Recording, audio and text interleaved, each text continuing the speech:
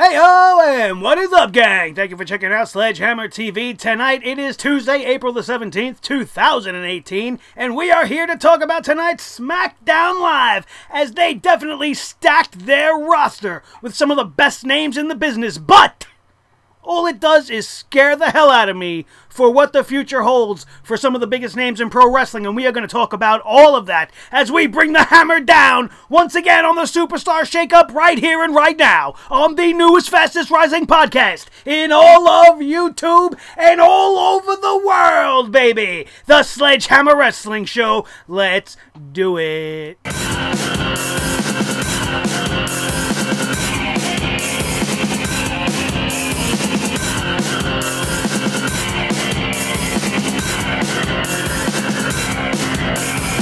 Sledgehammer Wrestling Show.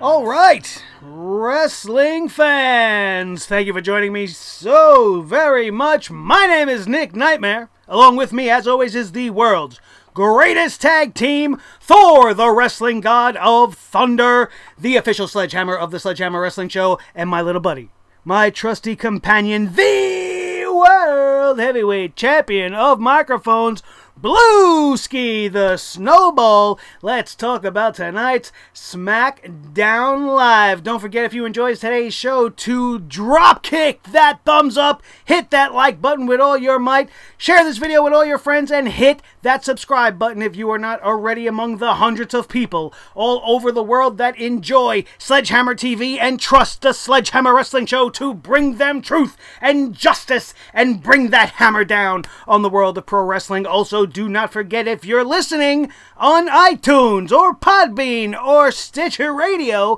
and you're not watching the show on YouTube, get your asses over to the YouTube channel. And for those of you watching this channel right now, thank you so much once again for being a part of the Sledgehammer Club. Absolutely fantastic names dropped all night long on SmackDown Live as they beefed up their roster in a big way. SmackDown Live unequivocally can be held in the highest honor by giving them the victory in the Superstar Shakeup. If this was a competition, SmackDown Live definitely won. The names on this list, with a couple of minor exceptions, are absolutely unbelievable, and it makes me excited for some of the matchups and some of the things that we might have in store for us on SmackDown Live. The choices in the call-ups that showed up tonight were fantastic, if I haven't already said that to you.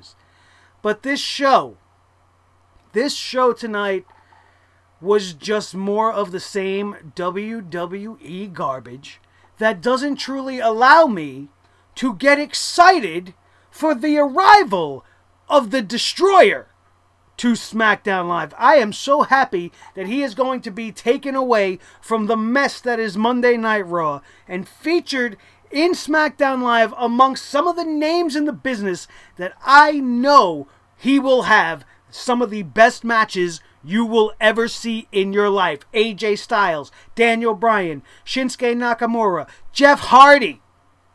These are all names that Samoa Joe has yet to destroy to his fullest capabilities on WWE television, and I guarantee you that it is coming. I would much rather see Samoa Joe with the World Heavyweight Championship on his shoulder or around his waist than that red ridiculous toy belt that they're all fighting over on Raw that's never there to see or to fight over anyway, because Brock Lesnar is holding it hostage. But on this show, Samoa Joe definitely has the opportunity to shine in the main event scene where he belongs. Do they have the capability to do that? I don't know. Samoa Joe is going to be fantastic in spite of what they throw at him. Every time there's a mic in his hand, he's going to be electric dynamite. And every time he is in that ring, he is going to be destructive thunder. And there is nobody that's doing the heel role in pro wrestling right now as good as Samoa Joe, a welcome force on SmackDown Live. Who else did we have show up tonight? We already knew The Miz was coming. The Miz didn't feel it necessary to show up tonight on SmackDown Live. Maybe he didn't want Daniel Bryan to punch his face. Hashtag punch his face.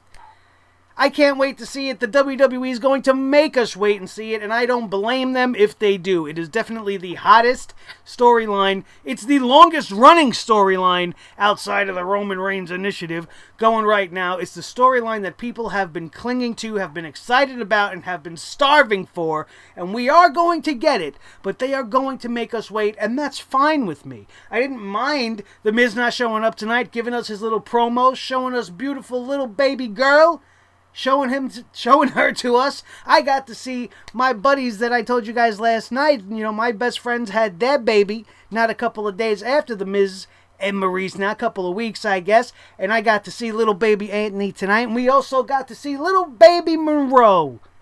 Fantastic. Wonderful. I did not mind him not being there. What I did mind was in the place of The Miz tonight to be the thorn in Daniel Bryan's side was the re-debut of Big Cass. I'm okay with Big Cass. I'm not okay with him, however, when you want to thrust him opposite a returning Daniel Bryan just to try to generate him some heel heat. I don't particularly care to see a Daniel Bryan versus a Big Cass. All the possible mix-ups that we got going on and the unbelievable prospect of matches that Daniel Bryan can have, and you're going to kick off his return with this Big Cass thing, whatever it is. You know, all in all, I don't mind him coming back. It's fine. It will be interesting to see his singles run minus Enzo Amore to bring him down. It'll be something to watch. Whether or not it's going to be good, I don't know. His microphone skills are atrocious, which is why they gave him Enzo in the first place. The guy can't talk. He's like a giant male Charlotte. He's very robotic, and he talks like this, and he don't know what to really say, and he's reading the script, and I'm 7 feet tall and little man. So forced, so generic. Garbage. A guy like Big Cass needs a manager. A guy like me with a big mouth who don't mind telling you the truth and telling people the way it is. Somebody to really... I mean, I guess, alright, I'm a little bit like Enzo, but I mean, he needs himself an Enzo. Somebody to do the talking for him. A guy that big, that imposing, that powerful, supposedly that terrifying, shouldn't have to be doing much talking anyway. Would have been much more effective, I think, if he would have walked into the scene with Daniel Bryan when they debuted him tonight on SmackDown Live. Daniel Bryan was doing an interview with Renee Young backstage, and Big Cass just walks into the scene, says his ridiculous promo, and then walks out. I think he should have just stood there over Daniel Bryan, maybe gave a little snicker, you know, or a and then just turn his back and walk out. And then you could do what you got to do at the end of the night to try to make a big splash. Maybe the less he speaks, the better it'll be. But the big skyscraper from Queens, New York, right here, one of my own hometown boys from my neck of the woods, not too excited to see him fighting Daniel Bryan. It's actually terrifying to me. Daniel Bryan is, you know, just coming back from this injury. Cass is coming back from this injury. Cass has not been known to be a great technical wizard in the ring. Runs the risk of possibly injuring Daniel Bryan, but I tell you this, the WWE just loves them, their big men, and Vince McMahon especially has had a thing for Big Cass, which is why Enzo and Cass were broken up so early in their run on Monday Night Raw before they were even able to get their hands on the tag team championships. So obviously, he is going to be a big focal part of this new SmackDown Live, and that's one of the things that I'm not looking forward to in the future. You want to throw him down into the mid-card where he belongs, let him earn his stripes, get him a few wins or whatever. What has Big Cass done to earn himself this spot on the main roster? Opposite of Daniel Bryan? Does that make sense to you? Doesn't make sense to me. Who else showed up tonight? Jeff Hardy, we all speculated last night, would most likely bring the United States Championship back to SmackDown Live tonight, which is exactly what happened. I did not really fully expect Seth Rollins to come over. His t-shirt says Monday Night Rollins. It's his thing right now. He's going to stay over there with the Intercontinental Championship. It is viewed by everybody as the bigger of the two titles, even though The Miz kind of dragged it into the ground over 2018. But the United States Championship is back on SmackDown Live. It is around the waist of Jeff Hardy, and that's fine with me. Tonight we had a match with Jeff Hardy and Shelton Benjamin. Shelton Benjamin, who has been back for a while and I thought would be a little bit more polished by now, at least on the mic. Their match was fine. It was like a 9-minute thing. They could have been given a little bit more. The matches on this show were absolutely garbage. We will talk about the matches a little bit later. We're going over the shakeup right now. Asuka is amongst one of the new names on SmackDown Live. I was already under the impression, after her charging against Charlotte for the SmackDown Live Women's Championship, even though she failed in that attempt, I automatically assumed she was going to be relegated to SmackDown Live as it was. I don't know why the whole thing with Charlotte went down. We're going to talk a little bit more about that. Charlotte Flair was not moved to Monday Night Raw. And by that move not happening, it makes everything that happened on WrestleMania weekend and on the two weekly shows to follow just absolutely mind-boggling. I can't wrap my head around it. We're going to revisit that when we go through the show in just a bit. Andrade Cien Almas with Zelina Vega. Now, fantastic. Again, this move alone could put SmackDown Live above Raw just on the talent that they possess. But my problem here is that you want to give me almost a half an hour of a fucking celebration, right? That leads into a match, that leads into a post-match beatdown segment, which leads into the debut of Asuka. You want to give me this whole 30, 40 minutes of women's division garbage, which is centrally focused around Carmella. You don't have a minute or two to have Andrade make his SmackDown surprise debut tonight with Zelina Vega.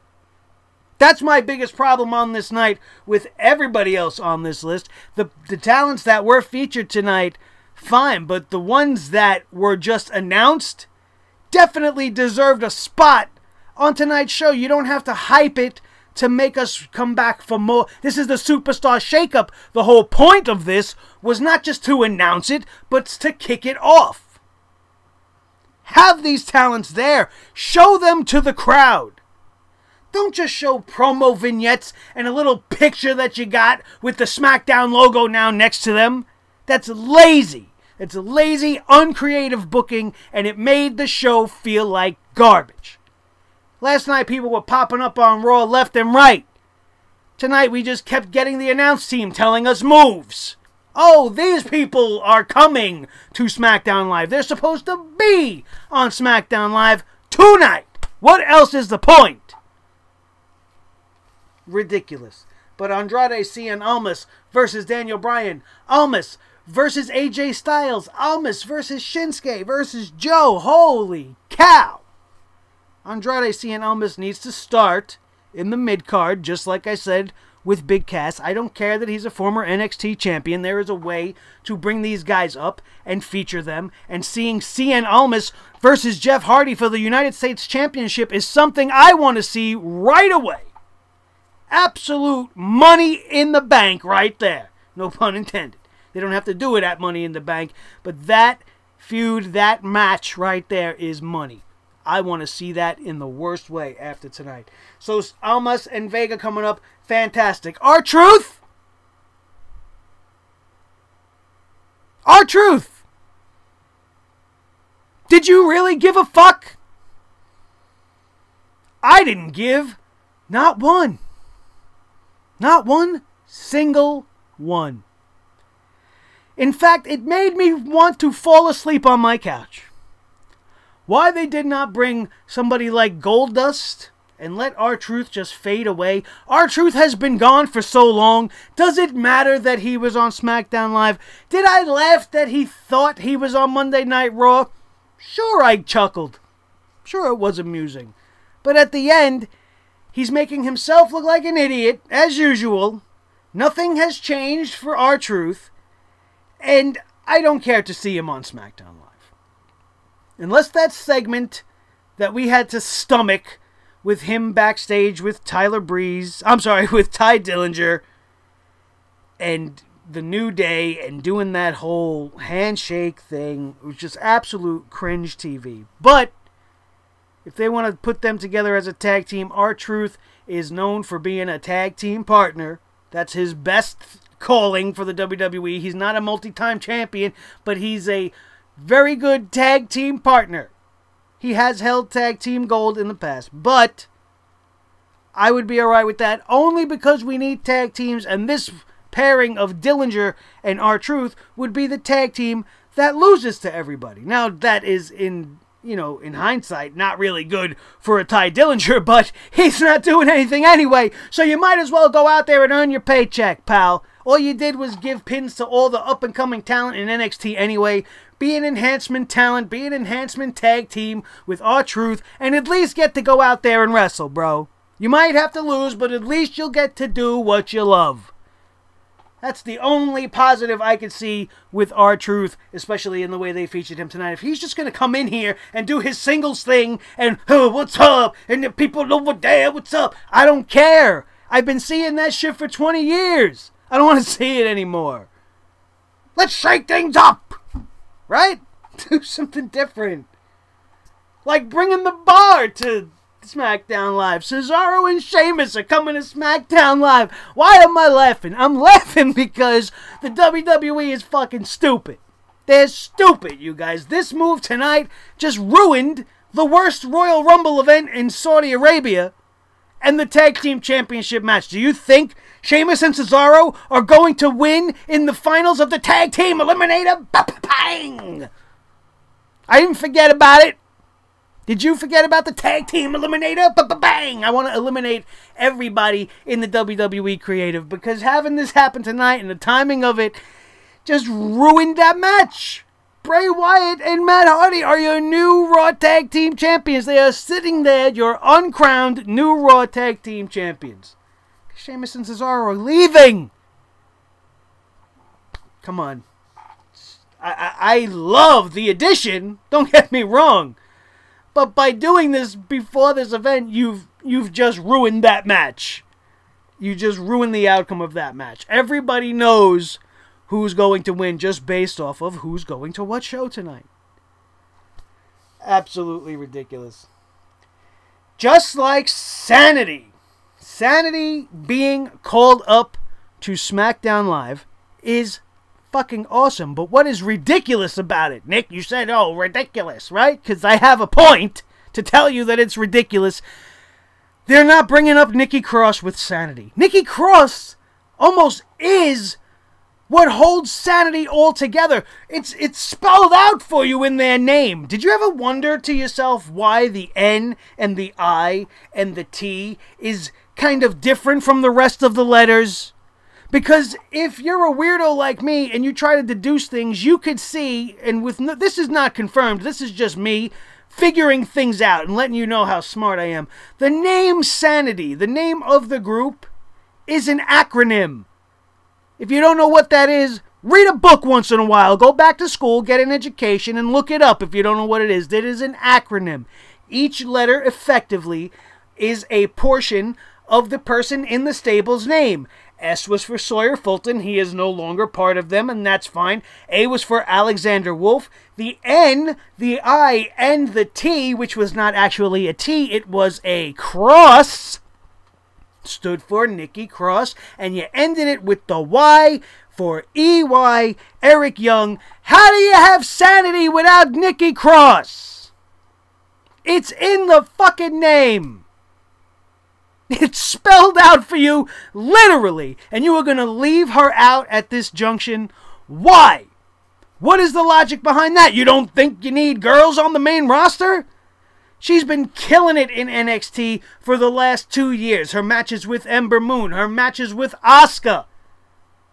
Asuka is now on SmackDown Live. What a great place for Nikki Cross to be. to have some of those knockdown, drag-out fights with Asuka on SmackDown Live? Why wouldn't you want that? You have more than enough girls on NXT now. You don't need to leave Nikki Cross there. She's such a vital part of what made Sanity different and special. Now there's just another group of 3 guys. They're a white New Day that don't have any fun and like to cause chaos without Nikki Cross. Do you want to see that? Or do you want to see that wild, rabid Wolverine woman just doing her thing with these guys the way it's supposed to be? The way it was laid out for you in NXT. That's what made it so popular. How different it was. And now you've already ruined Sanity before they've even touched down on SmackDown Live. Again, you gave us 30, 40 minutes of nonsense and the celebration, but you didn't have 2 minutes to let Sanity come out, hit the lights, let the chopper music start to play, let the spotlights hit the arena, let them come out and debut on SmackDown Live. No, but instead, we got to see Carmella naming her belt Cleopatra. Because apparently the briefcase was named Frankie. Who gives a shit? The club was moved from Raw to SmackDown. Whether that matters, I don't know. They've been taken away from Finn Balor.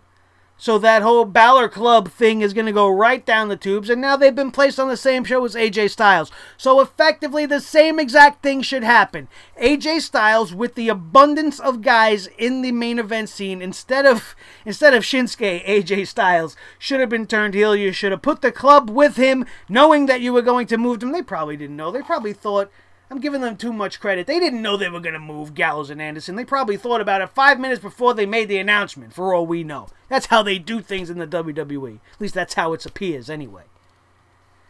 But does it really matter? We'll have to wait and see. They've done nothing but lose on Monday Night Raw. Their run on Monday Night Raw is just as bad as Ty Dillinger's run on SmackDown Live. Sure, they've been on TV here and there, but every time they show up, they lose. So much so that when they win, you're shocked. And this is one of the best tag teams in the world over the last decade. Not decade, but the last 5 years. At least. Until before they came here and got fed into the initiative on Raw. Constantly losing to the Shield. The one-man Shield or the reunited Shield. And then they replaced them with the Miztourage. Garbage. Hopefully, having them here in this SmackDown Live Tag Team division does them some good. They got some solid opposition in guys like the Bludgeon Brothers. You got the Usos are still there. You got the New Day is still there. I was hoping that they would be broken up in some fashion, but that was not the case. So Gallows and Anderson are on SmackDown Live. And finally, Sonya Deville and Mandy Rose. Crap Solution goes from red to blue. Fantastic. I was really hoping they broke these girls away.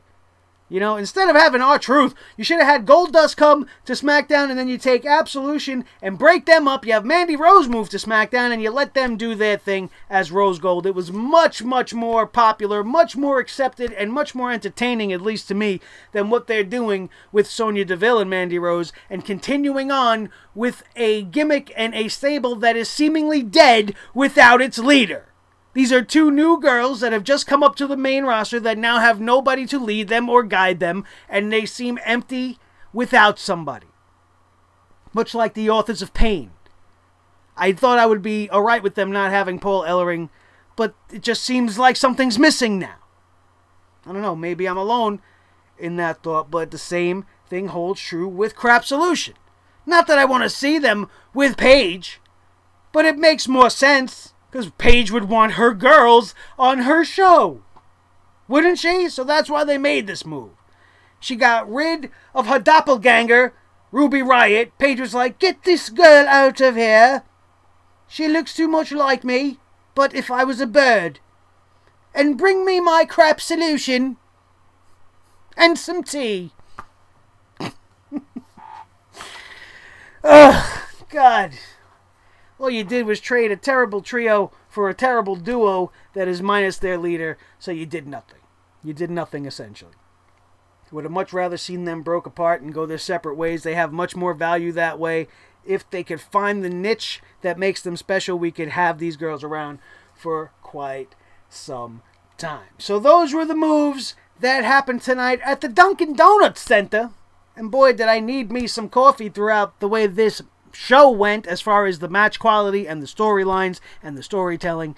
Just absolutely dreadful.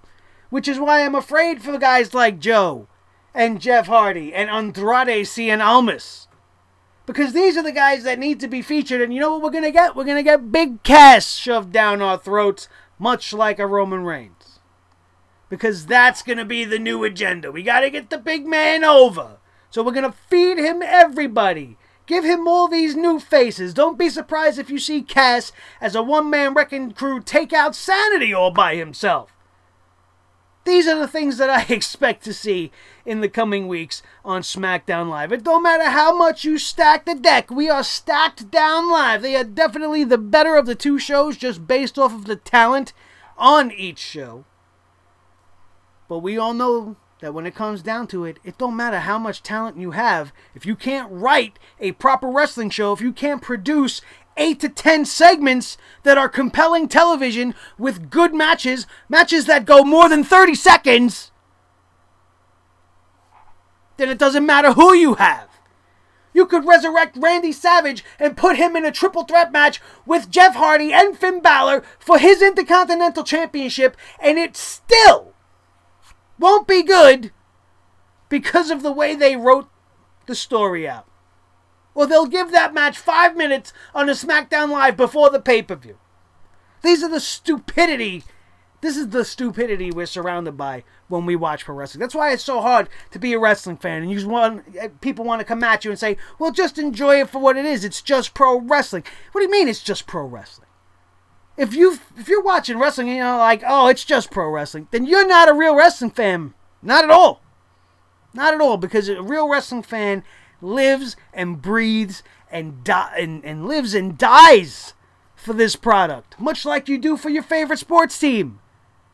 Just because the Yankees or the Giants or whoever I'm a fan of might be having a bad year, maybe you guys like a team that's not doing so good. Are you gonna not be a fan of your team anymore? You're not gonna enjoy watching baseball? What if you're the type of a person that just watches football? You don't have a loyalty to a team per se. You just love football so much. That's what it's like watching wrestling. And then you watch a good game. Oh, that was a great game. Then you watch another game. It's a bad game. That was a bad game. The coaches made bad calls. The refs were making bad calls. It was a bad game. Every Monday and fucking Tuesday has been a bad game for the last 4 years in pro wrestling, is when it pertains to the WWE especially. And it gets to you. It starts grating at you. And it causes you to start a podcast so that you can start voicing your grievances, hoping that the world will join along with you and maybe some change could be made. Because without the fans, there is nothing, right? I know that firsthand now, just with this channel. The WWE has more fans than I'll ever dream that I'll ever have. And they still can't get shit right, as made evident by this show. This show was absolute dog shit. Absolute dog shit show. We had to recap everything that happened last night with Shinsuke and AJ Styles. AJ Styles comes out, he starts talking some trash, saying that Shinsuke Nakamura is not the man he thought he was. He showed his true colors, this and that. This whole thing leads to Rusev coming out with Aiden English, and they're going to have a one-on-one match. AJ Styles versus Rusev, which went 27 seconds. 27 seconds. Your world champion and the most over man in the company. 27 seconds. AJ wins by disqualification because Aiden English wants to take his new shiny, bold, chrome dome haircut and insert it where it don't belong. In 30 seconds? Because AJ wrapped in the calf crusher. You didn't have enough faith in Rusev to maybe get out of that? Maybe power himself to the ropes. Aiden English just comes in on the attack? All this was to do nothing more than have Daniel Bryan come out, make the save, and then we would have a tag team match made by Paige. I'm back! Here I am! I'm making matches, and I have an obsession with Daniel Bryan and AJ Styles. Because that seems to be the only thing that they're making her talk about. It's the only thing Paige seems to care about, AJ and Daniel Bryan. I'm going to put them in a match with Rusev and Aiden English, the main event of tonight's show. 27 seconds. 27 seconds. They gave Paige and Shane McMahon more time in the back to bullshit than they gave to AJ Styles and Rusev. Happy Rusev Day. There you go. Shelton Benjamin, we come back to the show. Shelton Benjamin's out there. He's doing a somewhat okay job of trying to tell everybody that his genuine tweet to his former partner last night, congratulating him and wishing him the best, was not him, and he had his Twitter hacked. And that he would never say such a thing. And that he's here to take the championship shots that he deserves, and everybody else is getting handouts, and I'm taking my hand out, and blah, blah, blah. Same thing. It was like watching Dolph Ziggler, just in a different body. He wants competition, and he wants big competition, and we get voices in our heads because the Viper comes out to confront Shelton Benjamin, and I immediately felt like it was 2008 again. Only made worse by the fact that interrupting Randy Orton was Jeff Hardy, the new U.S. champion. Now, not made worse because Jeff Hardy was there, but made worse because of the fact that he was going to go to the ring and wrestle Shelton Benjamin, which is something that we were getting over 10 years ago on WWE TV. We're not going to hit the hammer too hard on that one because it was a decent match for what it was worth. They didn't even give these guys barely 10 minutes to get something going, but they did the best they could. They're both seasoned veterans, and this was a very entertaining match. Just like Jeff Hardy pulled off a pretty decent match with a piece of trash last night known as Jinder Mahal. So if he could wrestle trash, he could definitely wrestle Shelton Benjamin. The gold standard needs to knock some rust off that gold. He needs to knock a little bit more off, and then maybe he'll be back to his old self. Or maybe it's just a confidence thing. I don't know, man. Maybe he's in his own head. But Shelton Benjamin can be extraordinary. And right now, he's just kind of going through the motions. It was a very, very basic, very heel versus face kind of dynamic. Nothing really special. They kept hyping the celebration. Then they wanted to tell us about Sonya Deville and Mandy Rose coming to SmackDown Live. They didn't have time for them to be on the show.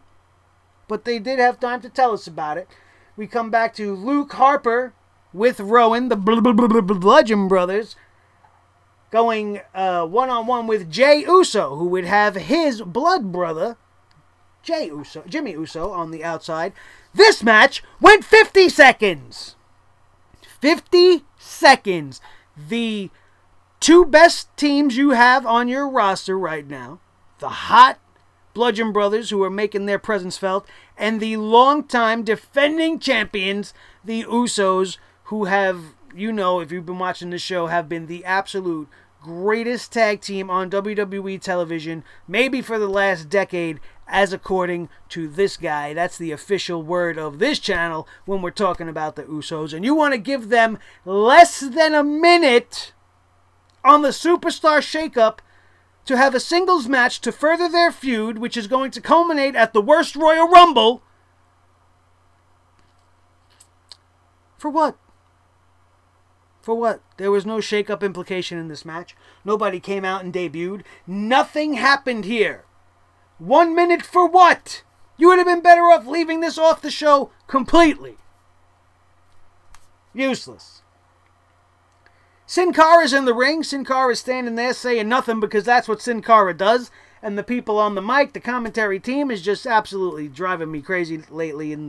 They're done nothing but fed bullshit by Vince McMahon to get the agenda over, and it's just garbage. I can't stand the commentary teams anymore. They're just completely distracting from everything that's going on. Not that Sin Cara is anything we should really be paying attention to, but when this music went off and the Destroyer appeared and took care of Sin Cara in 1 minute and 36 seconds and then would go off on another verbal tirade against the entire roster of SmackDown Live, I was marking out like a baby girl.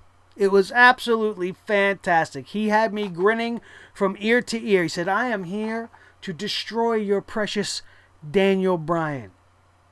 It was great. He ran down everybody. I am going to emasculate AJ Styles. I am going to defang the Viper Randy Orton. Samoa Joe.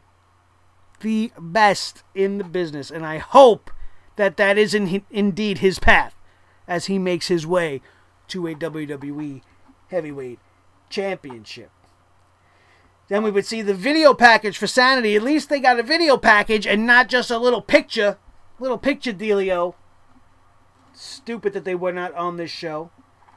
But instead we get the debut of Big Cass as Renee Young right after this segment. Renee Young, I'm sorry you guys, I'm flubbling on my words right now. They aired a quick video package for Sanity, is what I'm trying to tell you guys. And immediately after that, we went to Renee Young and Daniel Bryan in the back, where Big Cass came in, said his ridiculous promo that was worse than all my flubbering and blubbering from just a minute ago, and on we would go to the Melibration.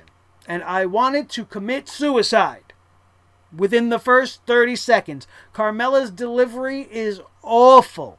Now, I don't know if it's because I'm from New York and I don't really care too much for New York girls. You know what I mean? Like, I'm married to a New York girl. She's beautiful. She's awesome. There are great New York girls. But then there are New York girls that are like Carmella. Now, what is your job as a professional wrestler? It's to take who you are and amp it up to 10. So if you want to take a New York girl and amp her up to 10, I want to knock her down to about a 1 because she's just a little too much. She's just a little too much like a female Enzo. I don't know why we're talking so much about Enzo tonight. But anyway, that's probably because of Big Cass and Carmella ruining the show tonight. The way Enzo used to ruin the show for me when they let him do his thing. I just didn't understand this. So much time dedicated to this particular segment to have Charlotte Flair come out and interrupt the whole thing, to then have the Iconics come out and make this thing become a brawl, to then have Asuka come out and Becky Lynch as well. I'm sorry, Becky Lynch came out first to make the save, and then it was just madness. It was just absolute madness. I could not care less about anything that happened in this whole entire segment. And that is mainly due to the fact that they ruined Asuka's streak. They took it from her at WrestleMania and gave that honor to Charlotte Flair for her to go to SmackDown Live the following Tuesday and lose the belt in cash-in fashion to Carmella, and then not be moved to Raw for her much-anticipated feud with Ronda Rousey. That was the only reason that many of us on the community here could come up with as to why they did what they did to maintain Charlotte Flair's image. Not give her that loss to Asuka. Had to be leading to her going to Monday Night Raw, being able to boast that she beat the Empress of Tomorrow, that she defeated the undefeatable, and now she's coming after Ronda Rousey. Whatever. What I just said to you right there is infinitely more interesting than the 40 minutes almost that they wanted to dedicate to this Melibration and the match that followed and the post-match attack. All for everybody to tell us that Asuka's on SmackDown Live, which for most of us was a far-gone conclusion. Holy hell, you guys.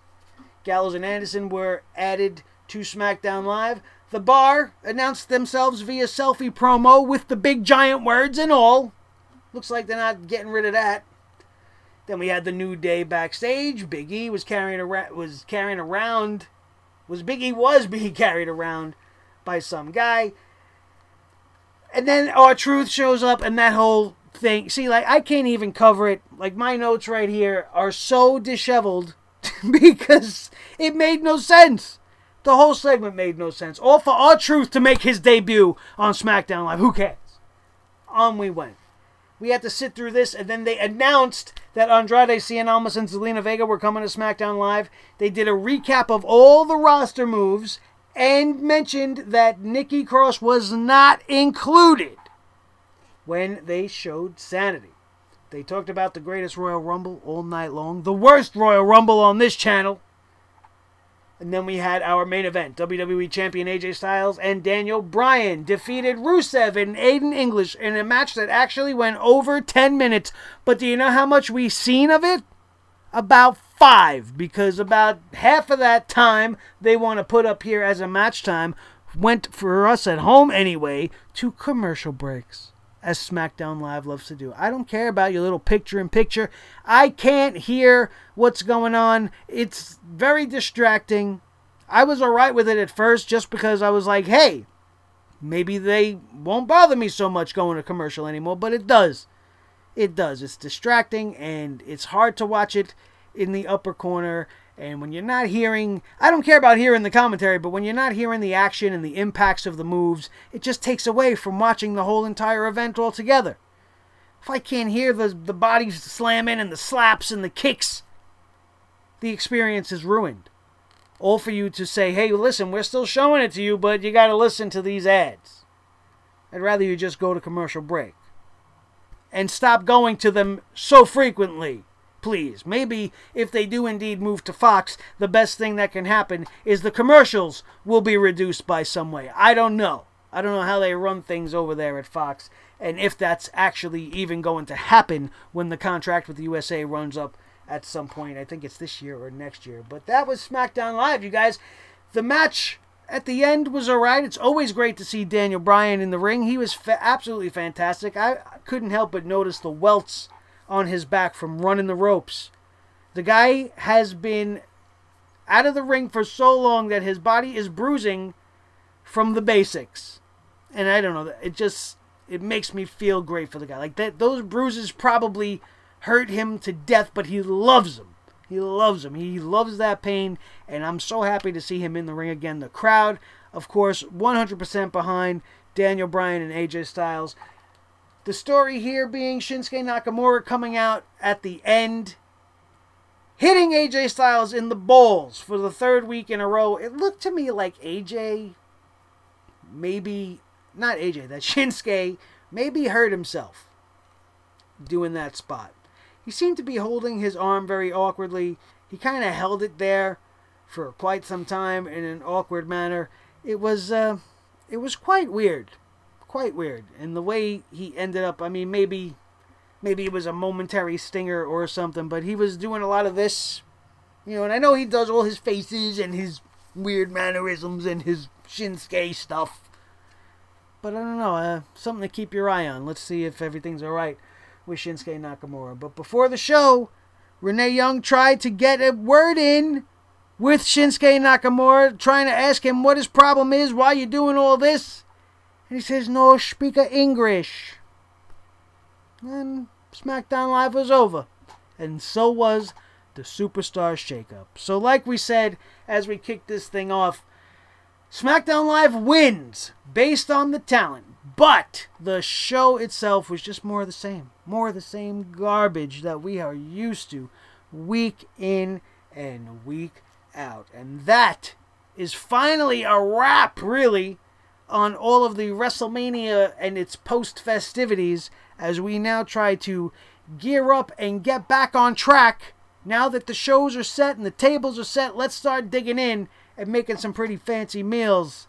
And let's not keep creating burnt and disgusting dishes that nobody's going to enjoy. Raw's got some stiff competition in SmackDown Live. It seems to me like this is the time of year where Vince McMahon's like, alright, let SmackDown have it for a little while. And then we're going to come back and make Raw look better again in a couple of months. Maybe to try to even the playing field, keep the viewership. I don't know. I don't fucking know. But you know what I do know? I know that the show sucked. But I'm definitely looking forward to the future. Now that the festivities are over and all the nonsense is over, maybe they can right the ship and write some good stuff. And SmackDown Live's future definitely looks much brighter than the one on Monday night. Thank you guys so much for joining us tonight once again on this SmackDown Live review and results right here on the Sledgehammer Wrestling Show, available on iTunes, Stitcher Radio, Podbean, and right here on YouTube.com. Do not forget, on whatever platform you are watching us on, to make sure you follow us, like us, subscribe to us, whatever they ask you to do, do it. Become a member of the Sledgehammer Club wherever you take in your Sledgehammer TV, whether it's on the go in your earbuds on your iPhone, or sitting at your desk on your laptop watching me there, or on your big, beautiful smart screen TV in the comfort of your living room, because watching me is more worth your time than watching wrestling nowadays. Sad to say, but lucky for you, I'm an entertaining and very handsome guy, and this is going to do it. And my name is Nick Nightmare, as handsome as the day is long, and this is Thor, the wrestling god of thunder, and my little buddy, my trusty companion and tag team partner, the World Heavyweight Champion of microphones, Blue the Snowball. That is going to do it. We are out of here. And we will see you next time right here on the Sledgehammer Wrestling Show. Have a good one.